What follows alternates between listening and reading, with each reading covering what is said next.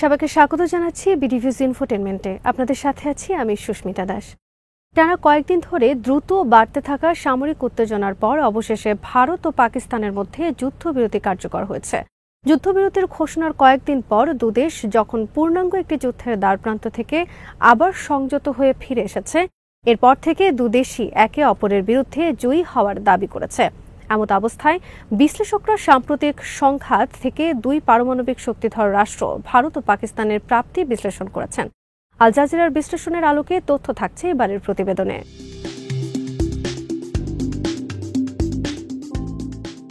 এই সংঘর্ষ শুরু হয় 22 এপ্রিল ভারত শাসিত কাশ্মীরের পেহেলগামে, যখন সশস্ত্র সন্ত্রাসীরা 26 জন বেসামরিক নাগরিককে হত্যা করে। তুলনামূলক কম পরিচিত সশস্ত্র গোষ্ঠী দ্য রেজিস্ট্যান্স ফ্রন্ট টিআরএফ প্রথমে এই হামলার দায় স্বীকার করে, কিন্তু ভারতের দাবি ছিল পাকিস্তান এই গোষ্ঠীকে সমর্থন করছে। পাকিস্তান এই হামলায় কোনো ভূমিকা রাখার অভিযোগ স্বীকার না করলেও ভারতের প্রধানমন্ত্রী নরেন্দ্র মোদী প্রতিশোধ নেওয়ার প্রতিশ্রুতি দেন।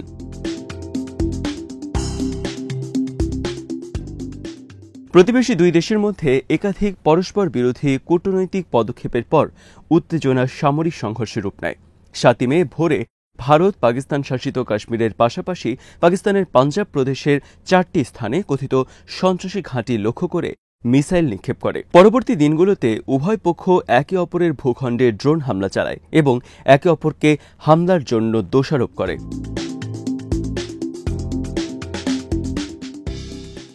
তবে উত্তেজনার শিখরে পৌঁছায় এর পরের শনিবার, যখন ভারত ও পাকিস্তান একে অপরের সামরিক ঘাঁটিতে মিসাইল নিক্ষেপ করে। ভারত প্রথমে 3টি পাকিস্তানি বিমান ঘাঁটি লক্ষ্য করে, যার মধ্যে একটি ছিল রাওয়ালপিন্ডি পাকিস্তান সেনাবাহিনীর সদর দপ্তর, এবং পরে অন্যান্য পাকিস্তানি ঘাঁটিতেও রকেট নিক্ষেপ করা হয়। এর বিপরীতে পাকিস্তানের মিসাইলগুলো ভারত সীমান্ত ও ভারত শাসিত কাশ্মীরের অন্তত 4টি সামরিক স্থাপনায় আঘাত হানে।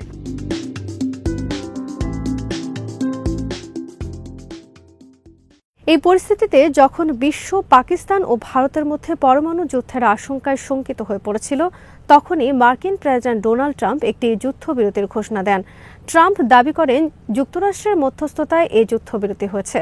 পাকিস্তান মার্কিন যুক্তরাষ্ট্রের প্রতি কৃতজ্ঞতা জানালেও ভারত দাবি করে যে যুদ্ধবিরতির সিদ্ধান্ত কেবল দুই প্রতিবেশী দেশের মধ্যে কোনো তৃতীয় পক্ষের হস্তক্ষেপ ছাড়াই গৃহীত হয়েছে।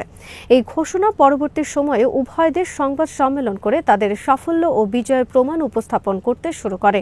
তবে বিশ্লেষকরা বলছেন কোনো পক্ষই 22 এপ্রিলের পরবর্তী সংকট থেকে স্পষ্টভাবে বিজয়ী হয়ে উঠতে পারেনি, বরং তারা বলছেন ভারত এবং পাকিস্তান উভয় কৌশলগত লাভ দাবি করতে পারে, যদিও প্রতিটি দেশই কিছু না কিছু ক্ষতি সহ্য করেছে।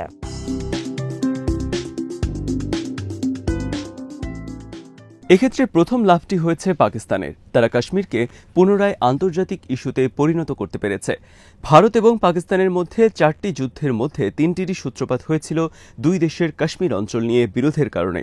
পাকিস্তান এবং ভারত কাশ্মীরের আলাদা আলাদা অংশ শাসন করে, সাথে চীনও 2টি সংকীর্ণ এলাকা নিয়ন্ত্রণ করে। ভারত কাশ্মীরের পুরো অঞ্চল দাবি করে, অন্যদিকে পাকিস্তান কেবল ভারতের শাসিত কাশ্মীরের অংশটুকুই দাবি করে। তবে চীন এমন কোনো দাবি করে না।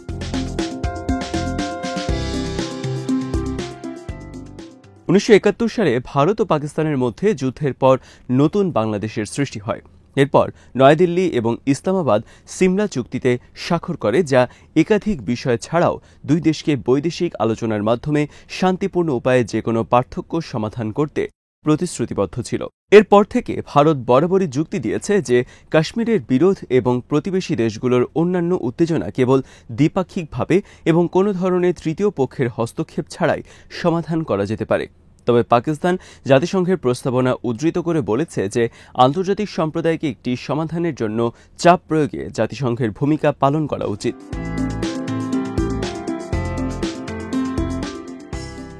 ট্রাম্প বারবারই দাবি করেছেন যে যুক্তরাষ্ট্র কাশ্মীর বিরোধের সমাধানে মধ্যস্থতা করতে প্রস্তুত। তিনি তার সোশ্যাল প্ল্যাটফর্মে ভারত ও পাকিস্তানকে উদ্দেশ্য করে লিখেন, আমি তোমাদের সাথে কাজ করব। এতে যদি 1000 বছর বড় কাশ্মীর নিয়ে একটি সমাধান পাওয়া যায়, আমি তার জন্য প্রস্তুত। কিংস কলেজ লন্ডনের সিনিয়র লেকচারার ওয়াল্টার লাডউইক মনে করেন, সাম্প্রতিক এই সংঘর্ষ পাকিস্তানকে কাশ্মীর ইস্যুকে আন্তর্জাতিক পর্যায়ে তুলতে সুযোগ দিয়েছে, যা দেশটির দীর্ঘকালীন কৌশলগত লক্ষ্য ছিল।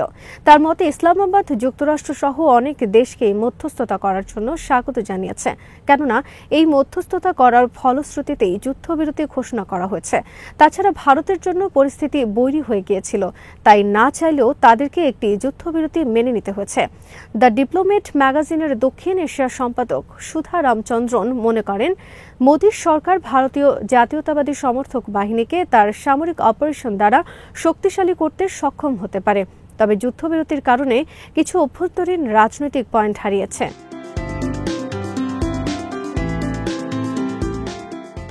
তবে বিশ্লেষকরা পেহেলগাম উত্তেজনার জেরে ভারতের কিছু লাভও হয়েছে বলে দাবি করছেন। তাদের বিবেচনায় কূটনৈতিকভাবে ভারত পাকিস্তান ভিত্তিক সন্ত্রাসী গোষ্ঠীগুলোর প্রতি আন্তর্জাতিক মনোযোগ পুনরায় আকর্ষণ করতে সফল হয়েছে এবং ইসলামাবাদের বিরুদ্ধে কার্যকরী পদক্ষেপ নেওয়ার বিষয়টিও নতুন করে আরেকবার সামনে এসেছে। পাকিস্তানকেও নিজেদের সীমানার ভেতর কথিত সন্ত্রাসী গোষ্ঠীকে পৃষ্ঠপোষকতা দেওয়ার ব্যাপারে সতর্ক বার্তা দেওয়া সম্ভব হয়েছে।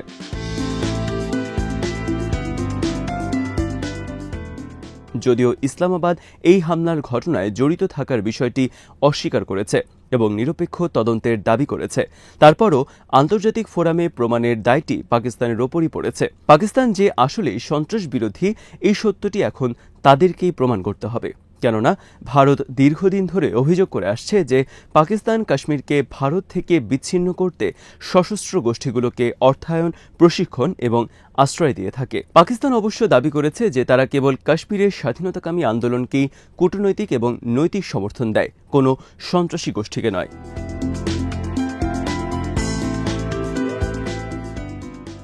এই সংঘাতে পাকিস্তানের আরেকটি বড় লাভ হয়েছে এই যে তারা ভারতের অনেকগুলো অত্যাধুনিক যুদ্ধবিমান ভূপাতিত করতে পেরেছে।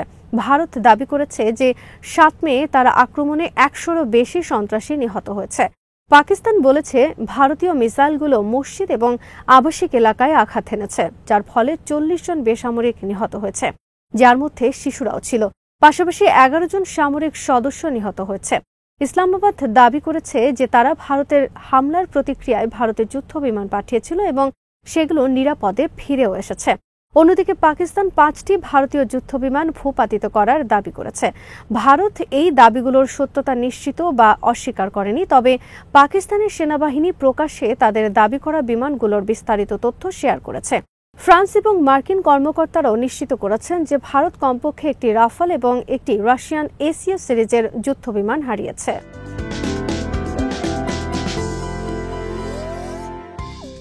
ভারতীয় কর্মকর্তারা আল জাজিরাকে নিশ্চিত করেছেন যে কমপক্ষে 2টো বিমান ভারতীয় শাসিত এলাকায় বিধ্বস্ত হয়েছে, তবে তারা স্পষ্ট করে বলেননি কোন দেশের বিমান ছিল। ভারত এবং পাকিস্তান উভয়ই একমত যে কোনো পক্ষের বিমানেরই সীমান্ত অতিক্রম করার মতো কোনো ঘটনা ঘটেনি, তবে ভারতীয় শাসিত এলাকায় বিধ্বস্ত বিমানের ধ্বংসাবশেষের উপস্থিতি দেখে বিশ্লেষকরা বলেছেন যে ভূপাতিত বিমানগুলো ভারতীয় বিমান বাহিনীর।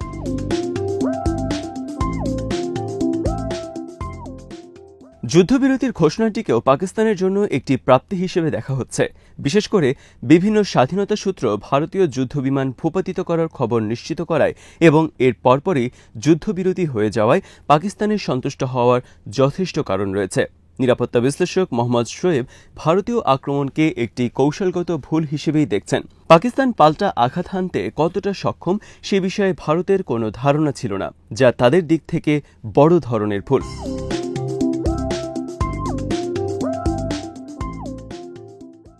তবে বিশ্লেষকরা পাকিস্তানের হাতে ভারতীয় বিমান বাহিনী ভূপাতিত হওয়ার ঘটনাকে অতিরিক্ত গুরুত্ব না দেওয়ার সুপারিশ করেছেন। তাদের বিবেচনায় এগুলো প্রতীকী বিজয়, এর বেশি কিছু নয়। তাছাড়া এই সংঘাতে ভারতের বেশ কিছু সামরিক সাফল্যও প্রাপ্তি হয়েছে।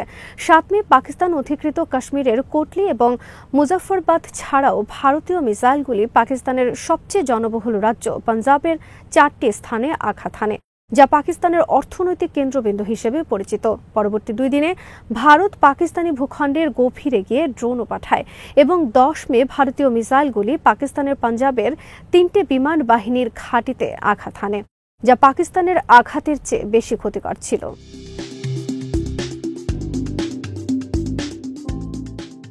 যেদিন ভারতীয় ভিত্তিতে আঘাত করেছিল তার চেয়ে অনেক গভীরে ছিল।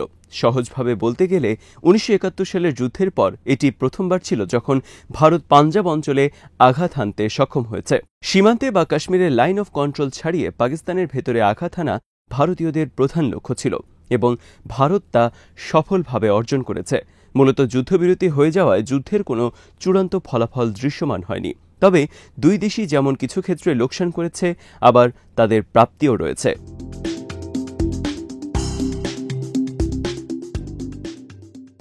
আজ এখানেই শেষ করছি।